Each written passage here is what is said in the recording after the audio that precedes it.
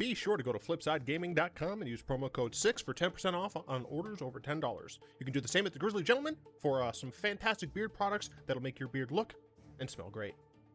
You can also go to TCG Player using the affiliate link below and shop there to help support the show.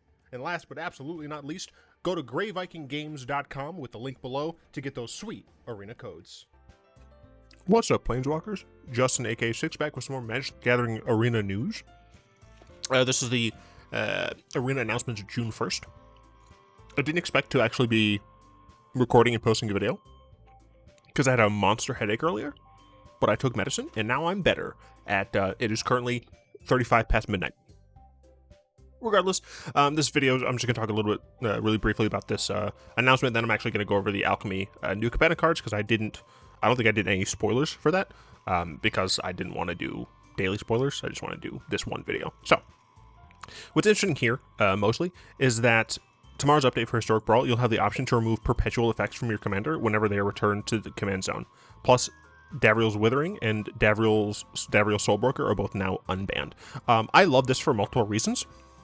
One, this means that you can play Davriel's Soulbroker and Davriel's Withering in Brawl now, in Historic Brawl, and you can actually like use them just normally, which is good. You can actually play a Davriel Soulbroker deck now if you want. Good. I like having more cards. Now this though, this is actually really interesting, right? Because right now, Perpetual only is an arena only thing. But theoretically, let's say Wizards introduces some other persistent mechanic that somehow sees play in actual real world cards. With this ruling, essentially, they give people the option, right? And I think that's the most important part, the option to remove perpetual effects.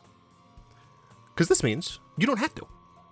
Now, I'm assuming this is like a one size fits all. I'm assuming that it's you remove all or you remove none. So like theoretically, if you have your commander get perpetual -1 cost, but also it has the minus from Davriel's Withering on it, my assumption is that if you wipe out the perpetual things, it's all or nothing. That might be different. I don't actually know, because they don't say specifically here, which is a little annoying, but whatever. But I really do like this change. Options, I've always said that like options are generally going to be great, so whoop-de-doo, cool. And then I thought there was one thing here. No, there was nothing here, apparently. Okay, yeah, that's apparently the only interesting thing. Yeah, the draft for it. Cool, whoop-de-doo, I don't care. So let's talk really quickly about the 30 digital-only cards. I believe that they haven't announced any changes for it. Yeah, because that's the announcement. Yeah, I guess they haven't announced any changes for Alchemy, but whatever. Celestial Vault, 2-mana artifact. White, tap, draft a card from it and exile it face down. 1, sack it, put each card exiled with the vault into your hand. That seems very slow. I'm assuming this is just angels. Angel. Yeah, these are just a bunch of different angels. Noticeably, there are some not particularly good angels. But that feels very slow. Definitely, I cannot see this in actual Alchemy, but in Historic Brawl, or Alchemized Brawl, I don't freaking know. Is that Friendly Brawl? Maybe, I don't freaking know. I really hate the fact that Wizards has this nonsense, but whatever. You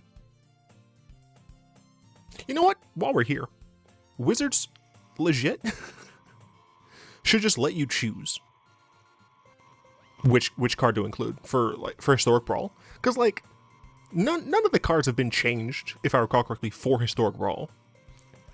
So if you have, let's say, Fires of Invention, there's the 4-mana version, which is the real version, or there's the 5-mana arena version.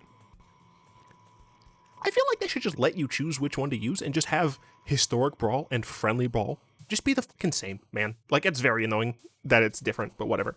Herald of Vengeance. It's an angel, cool. 5-mana, 4/5 flying. When it enters the battlefield, destroy each permanent you don't control that has the same name as a permanent that dealt damage to you last turn. That's also permanent, so this can blow up creature lands. 3-mana, 4/5 flyer. As a battlefield destroys permanent you don't control that has the name as a permanent that dealt damage to you last turn.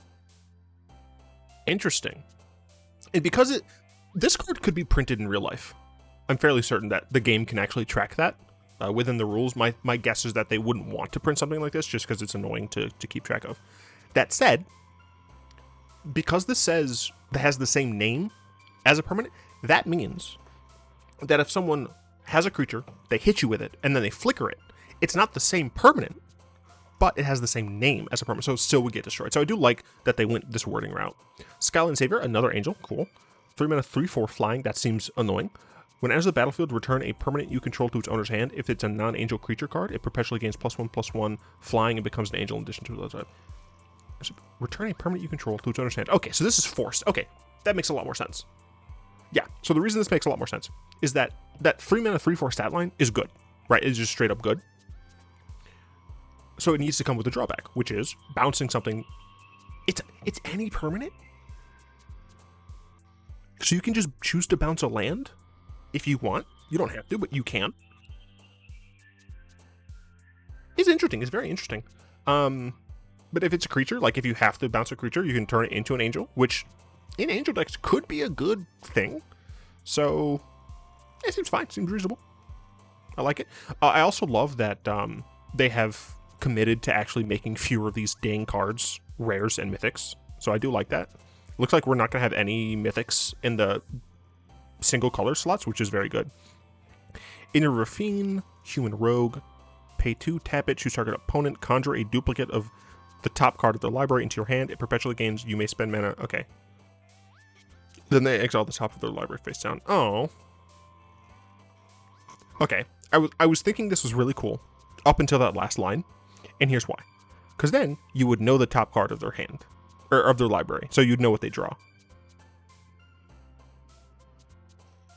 It's interesting that this says choose target opponent.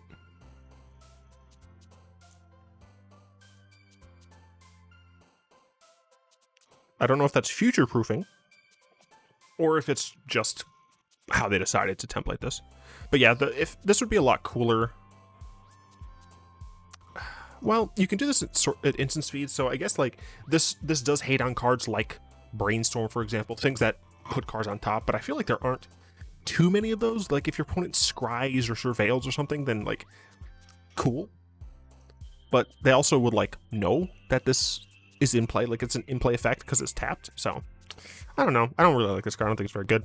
Choose a fortune, seek 2 cards. You may shuffle them into your library. If you do seek 2 cards, you have no maximum hand size for the rest of the game. This card's really sick.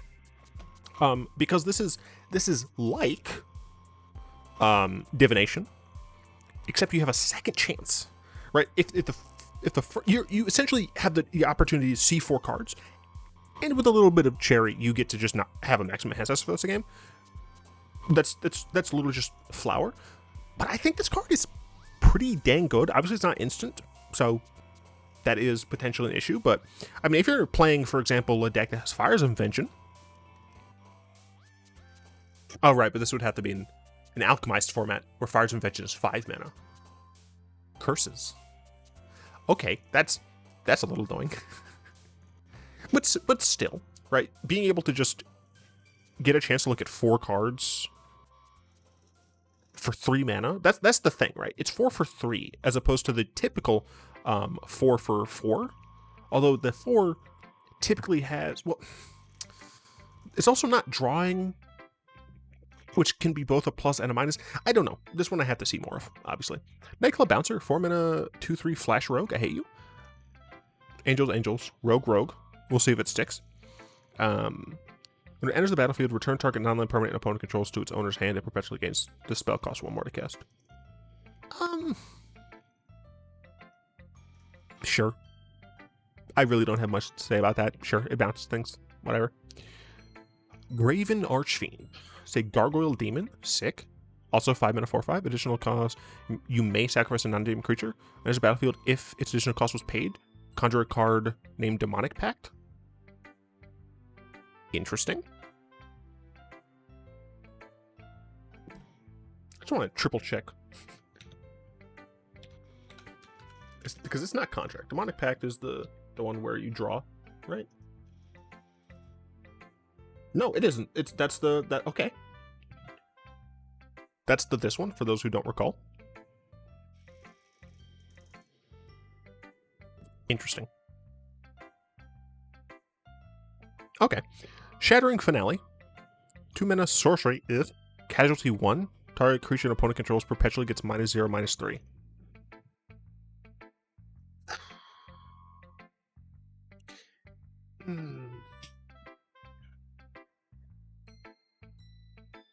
So with something like Myers Grasp or whatever, the enchantment that gives -3, -3. That's an enchantment. So if it doesn't kill the creature, it does come with downsides. That said, because it can be like removed and stuff. That said, it does have -3 on the power. That said, this is a sorcery, which means you can get like instant sorcery benefits from that. And you have the option of making it -6, which is good. I don't know. I don't like this card very much. I feel like one of these things is not good. Xander's Wake. All right, he died. I forgot he died. Whenever one more creatures you control die, draft a card from Xander's Wake spellbook. This ability triggers only once each turn. Whatever, that's fine. What's your spellbook? Rogue. Warrior. Rogue. Cleric. Wizard. Rogue. I can't help but notice that all of these happen to be party cards.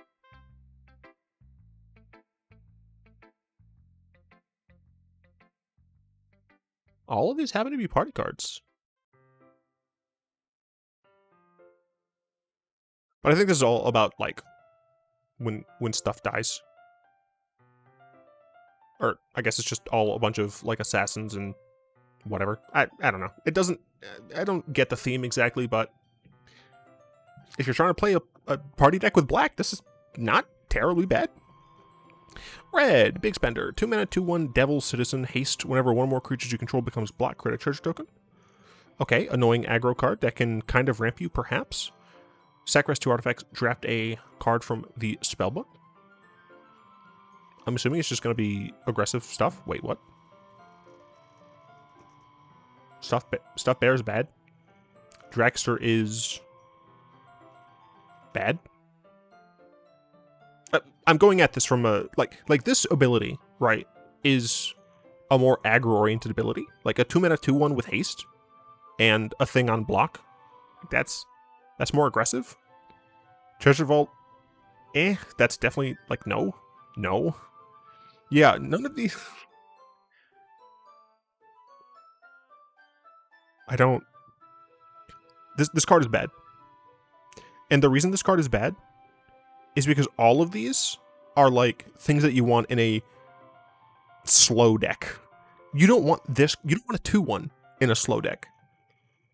Especially not when you have to sack 2 artifacts. I don't think this card's good at all. I think it's very, very bad.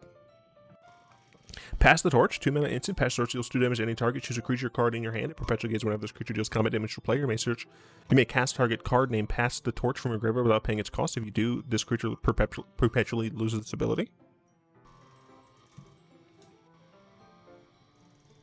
Okay, I believe the way this works is you hit some for 2. Then you choose a creature in your hand. Then, let's say you cast that creature, you attack, you hit your opponent. You can Pass the Torch. The creature on the field loses that ability, but you get to put it on another creature. I think Pass the Torch is bad.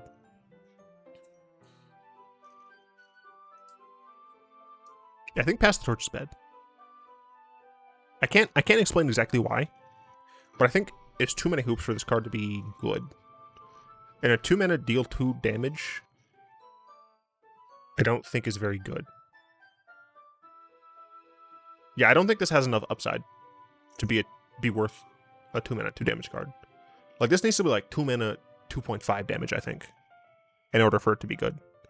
Traumatic Prank, gain control. This creature can't block at the beginning of your upkeep. This creature does. Interesting. So this is an Act of Treason effect that constantly hurts the opponent. That's hilarious. Green. Giant Regrowth. Return target card from your graveyard to your hand. If it's a creature card, it perpetually gets +3/+3. So in a pinch, you can get something that's not a creature back. Otherwise, this is literally giant growth stapled onto a regrowth. Regrowth is 1 in a green. Giant growth is a green. I mean, this makes Questing Beast more annoying. Rather than that, bleh. Loosen the Park, 2-mana enchantment, enchant land. Okay. When loosen the Park enters the battlefield, draw a card, then draft a card from its spellbook and exile it. 3-mana enchanted land becomes a copy of the exiled card until end of turn. It gains haste. It's still a land. So you only get that once. Draw a card, then draft. Oh, okay, so it does replace itself. Okay. Draw a card, then draft. Okay. It does replace itself, which makes it a lot better. Wolf Bear. Are these all 4-mana 4/4s? Because it's a 3-mana 3/4.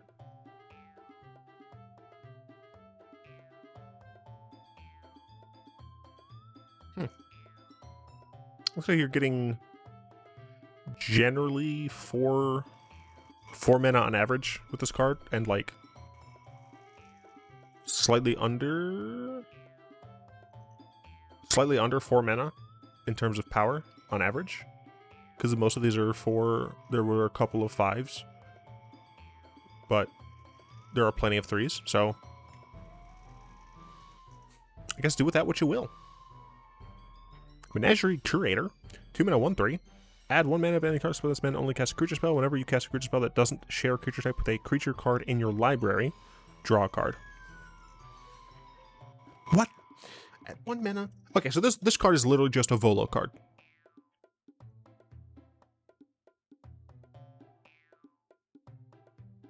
This card's literally just a Volo card. You put it in Volo. When we cast a creature spell that doesn't share a creature type with a creature card in your library, draw a card. Yeah. I don't like it.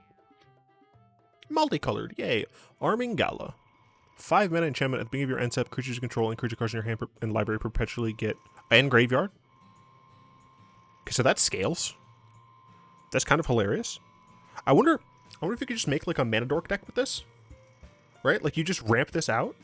Your entire deck are like a bunch of Mana Dorks and card like Elvish Visionary type cards that just kind of draw you cards, essentially cycle through your deck. And so you just play as many of these as fast as possible, and your Mana Dorks just become an absolute army. It seems funny. Back Alley Gardener. 3 mana Elf Druid. Alliance. Whenever one more other creature on the battlefield under your control, seek a land card and put it on the battlefield tap. This ability can only trigger once each turn. Seems good in a Naya Historic Brawl deck. But I don't see this being good in Seek a Land card. Yeah, so you don't get to choose which land card you even get. So you can't really use it to get any like tactical snipes with like a Bajuka Bog or anything like that, so... Yeah, I think this has to only be in like a Historic Brawl deck. I mean, it's just a 3 mana 3/4. But no one can play mid-range right now. It's whatever. Bank Job, 3 mana. At the beginning of your upkeep, exile the bottom creature card of your library. Okay. You may cast that card this turn. At the beginning of your next end step, if that card is still exiled, put it into your graveyard and create a treasure token. Oh, okay. I was about to say that this card, legitimately, could just be printed. Exile the bottom creature card. So it's not the bottom card. You may cast that card this turn. So this seems very similar to... the Rakdos show? Theater of something? I don't remember. It's very similar to that. What I like about this card is that if you don't have the ability to use it, then at the very least you get a treasure token, and it doesn't stay exiled. So you can actually like use it in the graveyard. I think this is interesting. I think you have to play this in a very specific, probably Historic Brawl deck. I think it would be too slow otherwise. Yeah, I think this is too slow in Historic. Bind to Secrecy seems cool. 2 mana instant. Counter target not... Ugh. Calm down. Choose one. Counter target non-creature spell. I'd like what I see. Conjure a duplicate of target creature card in an opponent's graveyard into your hand. It perpetually gains. You may spend mana, blah, blah. Okay. If there are 5 or more mana values among cards in your graveyard, draft a card from this spellbook. Put a creature card in an opponent's graveyard into your hand. Actually, you may spell. Interesting. Skeleton Y. Unmarked grave.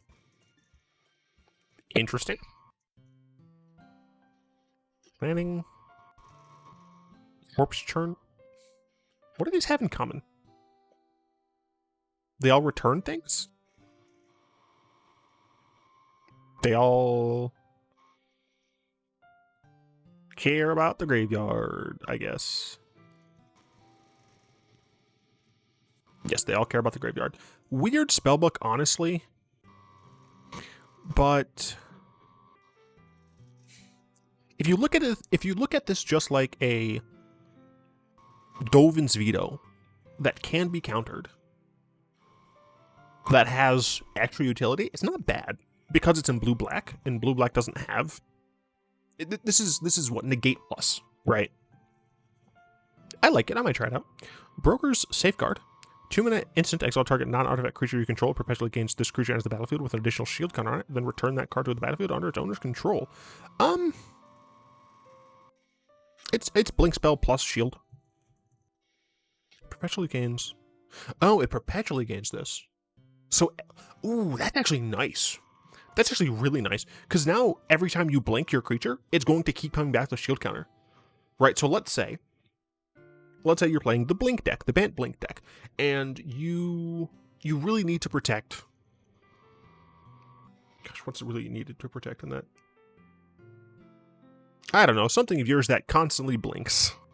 Like your blink engine, right? You need to protect your blink engine, not necessarily your payoff, right? You can safeguard it so it doesn't get destroyed.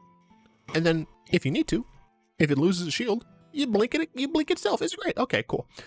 Cabaretti Rebels. 3-mana enchantment. When you cast a creature spell, seek a creature card with lesser mana.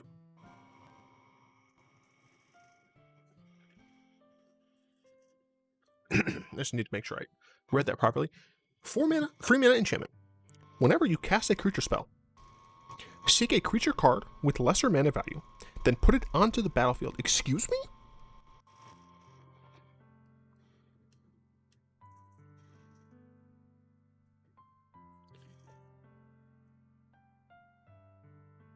This card's nuts, right? Like, just in a Gruul historic deck? Right? Because you play like Glenor Elf, turn 1. You play this turn 2. On turn 3, you can play Questing Beast, get a 1, 2, or 3 drop. Regardless, that's value. You could just play a 3 drop, like a Gruul Smasher. I don't remember her name. You can get a 1 or 2 drop. Like, this is a good card, right? I'm hoping I'm not being gaslit by myself. This card's really strong, isn't it? This card seems fucking real good. Diviner of Fates, another mythic. I'm assuming we're getting one mythic of each, is my guess. Whenever Divine Fates enters the battlefield, it connives. Sure, cool, alright, that's fine. Whenever you discard one or more cards, seek a card that shares a card type with one of the discarded cards. This ability triggers only once each turn. So essentially, when you discard a card, you get to not go down on cards. That's pretty cool. I can't think of the way to break this card, but this card seems breakable. Effluence Devour, that means you eat poop. 3-mana 4/3 with Blitz of just 3 as well. Whenever you sacrifice this or another creature, it perpetually gains 2-mana, exile this card from your graveyard, create an XX green ooze creature where X is this card's power. Interesting. You do only have the ability to activate it only as a sorcery, but I think that's kind of fine. Whenever you sacrifice this or another creature, so you want to sacrifice it. So maybe we can see a less combo-y, like Jund sacrifice deck, one that relies more on sacking creatures. And like, obviously we have Jund food, right? But this seems like pretty decent, right? Like this is a 3-mana 4/3 that either has haste and draws you a card, or is a 4/3 that you sack some other creatures while it's on the field, and then they get the ability to just become other things. This card seems good, but I don't know if the Jund sacrifice deck, as it is now, wants it. But I like it. I think it's cool. And it very much reminds me of Devour. Just because there were a lot of the Viashino on Jund looked like crocodiles. Or not alligators. Crocodilians. They look like crocodilians, which I thought was really cool. So, up to your Polymorphist. 3 mana 2/2. When it enters the battlefield, exile target creature. Its controller seeks a creature card.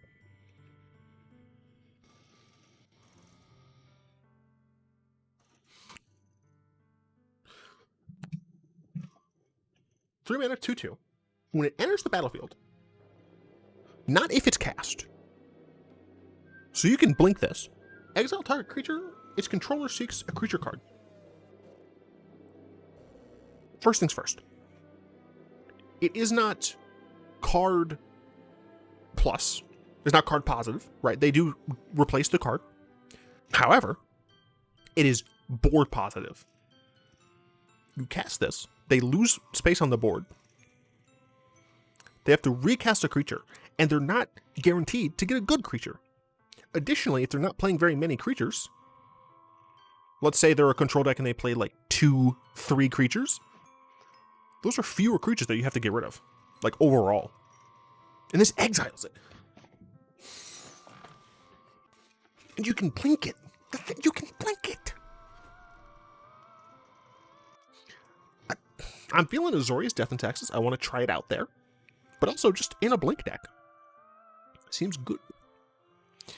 Racketeer Boss. It's a cat man. Yo. This looks like the cat people from Scooby-Doo on Zombie Island. And it's terror time again. Anyway, 2 mana 3/2. It's a warrior, which is technically important. When it enters the battlefield, choose up to 2 creature and/or planeswalker cards in your hand. They perpetually gain when you cast a spell, create a treasure. So this is an above rate creature. 2 mana 3/2. Then it gives you a rebate on some creatures in your hand, which is already good because you're playing aggressively. So let's say, for example, you play this on turn 2, right? You have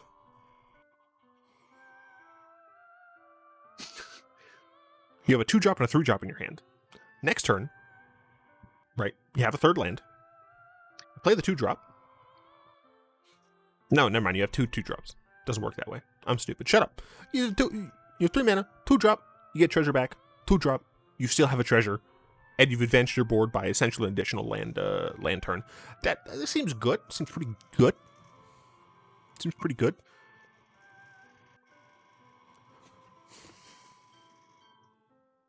I wonder if you put this in like a weird blitz deck that also runs the Burning Tree Emissary. Possibly. Riveteer's Provocateur. 2 mana, 3/1 with Menache and Blitz for 2 mana. When it enters the battlefield, choose a creature card in your hand. Without Blitz, it perpetually gains Blitz. The Blitz cost is equal to its mana cost. Just give something Blitz. I don't actually think this is all that great. Yeah, I don't know if this is a great. Rope Line Attendant. 2 mana cat citizen. Enters the battlefield, create a creature card in your hand. Perpetually gain when this creature enters the battlefield. Enters the battlefield. Creature cards in your hand. Perpetually gain ETB. Make another creature. Seems potentially good in the tokens deck. I don't know if it's actually good, because most token decks want to run non-creature token creators. But maybe there's a deck where you can play creature token creators. Spar's Bodyguard. 3 mana, 3/3.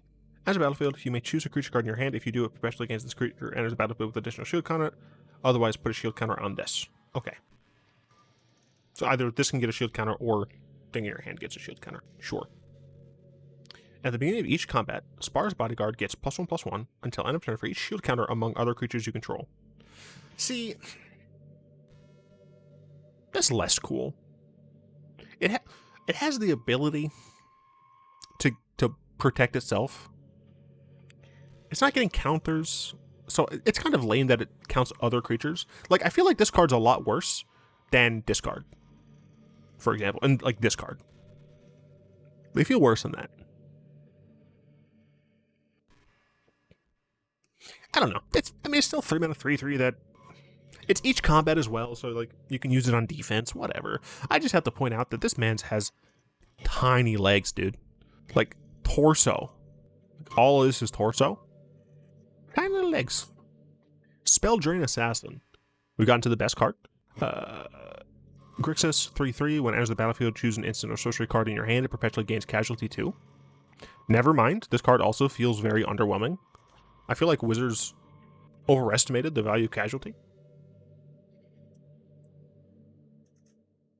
I mean, I guess this makes it so you can just copy any spell, which can be devastating. Okay, fine.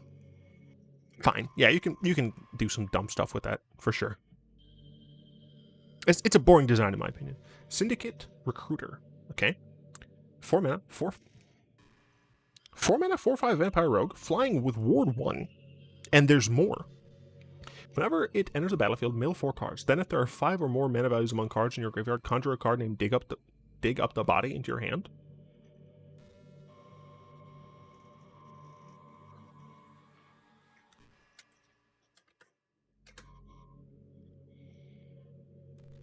Mill 2 cards, then you may return a creature card from your hand to from a graveyard to your hand. Huh?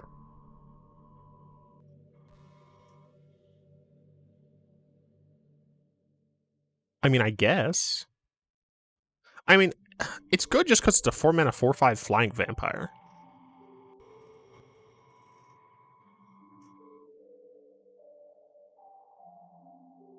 This card seems good and horrible at the same time.